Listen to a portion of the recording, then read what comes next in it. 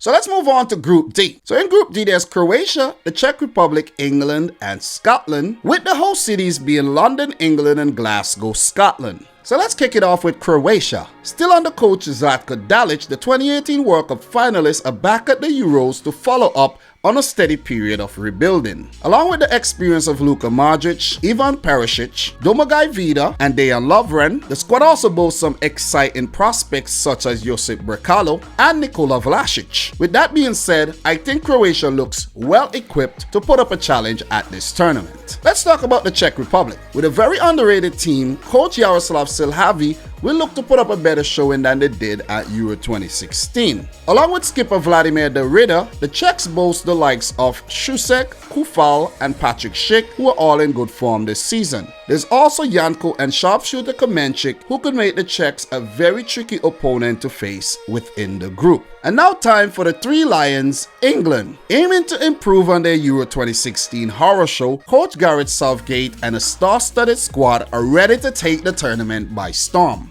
A solid 2018 World Cup showing and steady improvements across the last 3 years means that expectations are out the roof for England. Harry Kane, Phil Foden, Raheem Sterling, new boy Bukayo Saka, Jadon Sancho, and Marcus Rashford are all names that England would rely on to take them deep or even win the whole tournament. Or to make a long story short, to help England deliver the goods. And last but not least in the group, Scotland. The last time Scotland made it to the Euros, Scott McTominay wasn't even born yet. Scotland benefited from the Nations League playoff path by defeating Serbia on pens. Group D underdog Scotland are currently managed by Steve Clarke, with Andy Robertson, Kieran Tierney, Che Adams, Scott McTominay, and John McGinn providing a solid framework for the team. These are my predictions for Group D.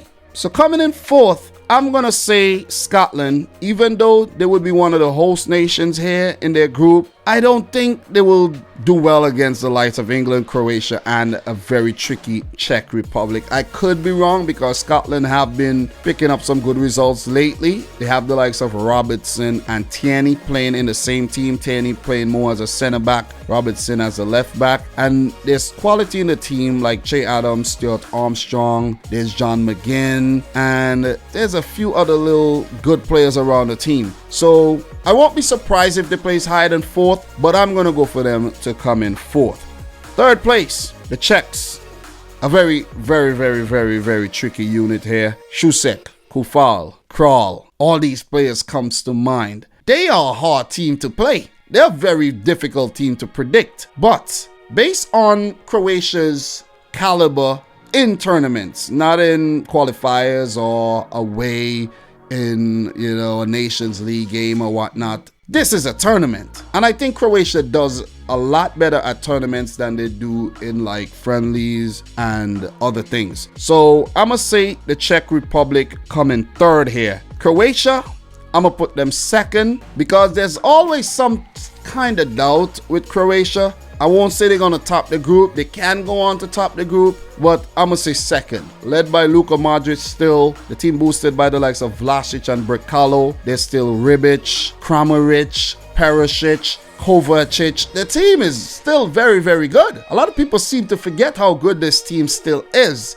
I know they've went through a rebuilding phase, but I think second is a good place to put Croatia. So top in the group, I'll say England. Southgate, nothing less than first is expected from you. I know England are in a tricky group with whoever they're going to draw in the round of 16. So I think they're going to top the group. I don't think they're going to have that in mind, who they're going to play in the second round or whatnot. If you are to win the tournament, you got to be prepared to play anybody. So I'm going to say England with a star-studded lineups with the likes of Harry Kane playing well, Phil Foden in red form, Bukayo Saka, Marcus Rashford, Jadon Sancho and Jude Bellingham playing damn good football. England tops the group.